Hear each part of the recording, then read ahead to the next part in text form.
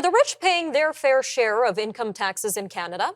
Well, in the latest budget, Finance Minister Chrystia Freeland stated that Ottawa would be increasing taxes on top earners in the name of tax fairness. But according to a recent report published by the Fraser Institute, Canada's top 20% of income earning households account for 80% of all income tax revenue collected in Canada. Now, these figures, which are a surprise to many, are causing them to ask questions about how Canada taxes income and what should be considered a fair share. Well, joining us now to help unpack the issue is Mr. Bryan, Parliamentary Bureau Reporter for the National Post. Sir, thank you for your time today. Oh, thank you very much. So when we talk about Canada's top 20% of income earners, just what type of salaries are we talking about here? How much does an individual or a family need to earn to be considered part of this top 20%? Well, what this study did is it divided Canadians' income into 5 quintiles. The top one is anybody who makes over $243,800 a year and over. That's kind of what you'd have to make to be considered part of that 20%. And it just kind of it sort of segments it down from there.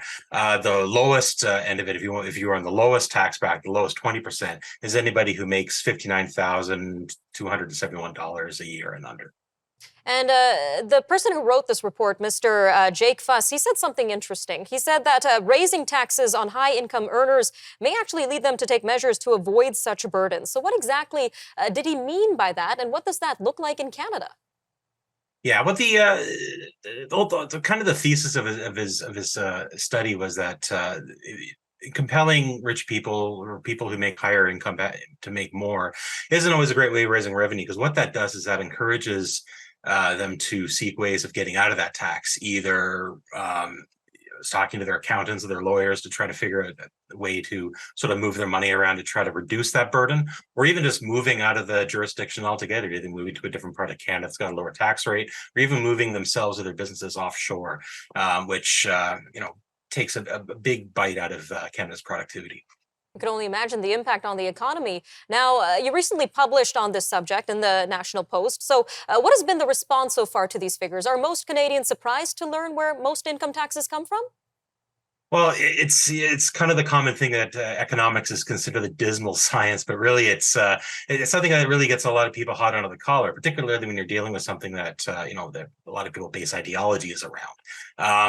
The response to my article has been kind of mixed. So some people were saying, "Yeah, I knew it." A lot of people are quite angry that this being brought up. It kind of this whole narrative that tax the rich, make them pay their fair share.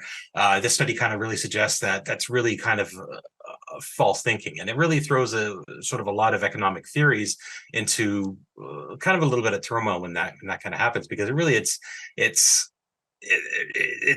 is surprising for a lot of people, and I think at the same time people are kind of they get angry at it as well.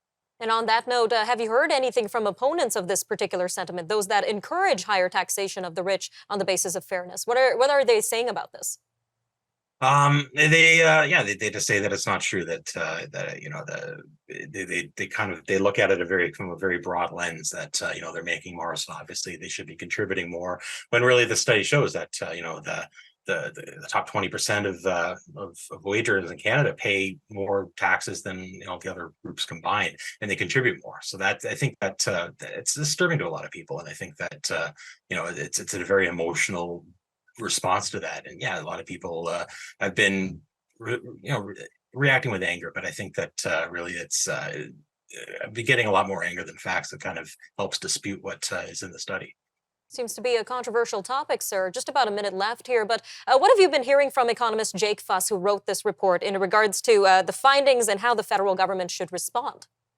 Well, what Fuss did in his study is that he brought up an example from the United Kingdom in 2010, where adopting this philosophy that the rich need to be taxed more, they raised their tax rate for their top earners from 40 to 50%, expecting that would bring in about £2.5 billion in revenue. But really the opposite was true. It only brought in about maybe £1 billion. So the estimates were a lot lower, and it prompted the the British government to reduce that tax rate to 45%. So I think what Jake is saying is that Canada really needs to kind of look at how other countries have implemented this, and sort of seeing how they've reacted, rather than just blindly going forward and just running forward with the philosophy of just tax the rich, tax the rich, tax the rich.